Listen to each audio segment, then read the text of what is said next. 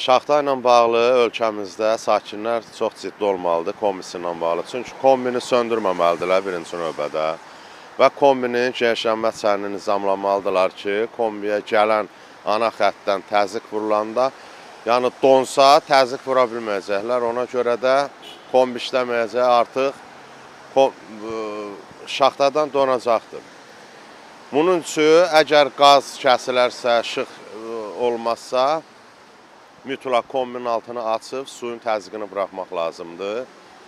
Çünki kombinin don olsa, içinin esenjoru, boruları dondan partlayacaqdır. Kombinin qiymətinin 30% qədər xərcini çəkəcəklər və soyuqda qalacaqlar, belə deyim. Məsələn, çöldən gələn su xəttləri ki var, hansı ki açıqdadır, ondan mütləq şəkildə yaxşı izolyasiya olmalıdır ki, yəni don olmasın ki, su gəlməyəcəkdir. Buna görə də əziyyət çəkəcək sakinlər.